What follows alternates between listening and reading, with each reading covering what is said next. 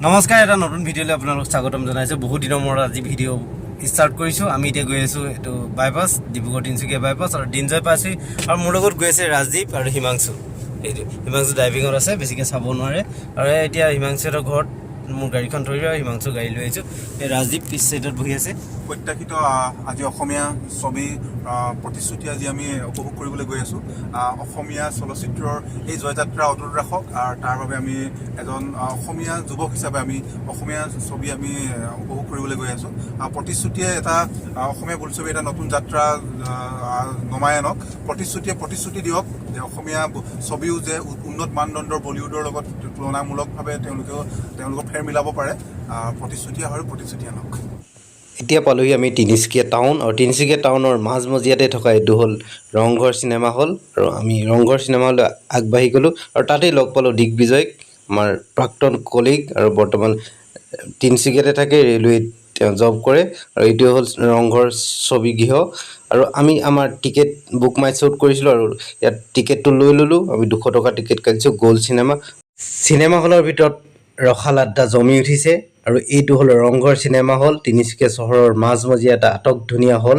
আৰু আজি চিনেমাখন চাবলৈ অহা আমাৰ দুটা উদ্দেশ্য আছে। এটা হ'ল এইখন এখন অসমীয়া চিনেমা, আৰু দ্বিতীয়টো হ'ল আমাৰ প্ৰাক্তন কলিগ যোৰহাটৰ স্নিগ্ধাৰাণী বৰুৱাই ইয়াত এক্টিং কৰিছে, আৰু সেইবাবেও আহিছোঁ চাম। আৰু এতিয়ালৈকে মানুহ হোৱা নাই, কাৰণ আমি বহুত সোনকালে আহিলোঁ। আৰু মই ভাবিলোঁ ময়ো অলপ ভিডিঅ'ত উঠি লওঁ, আৰু তাকে আপোনালোকক দেখুৱাইছোঁ। আৰু এয়া চিনেমা আৰম্ভ হৈ গ'ল।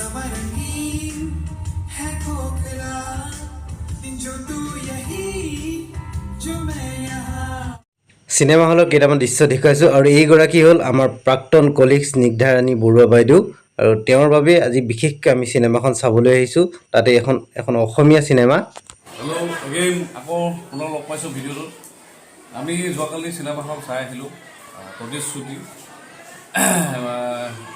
চিধা বা সাধাৰণ ভাষাত ক'ব গ'লে এখন অতি বৰ্তমান জড়িত পৰিৱেশৰ লগত খাপ খোৱাকৈ এখন বৰ ধুনীয়া চিনেমা বনাইছে।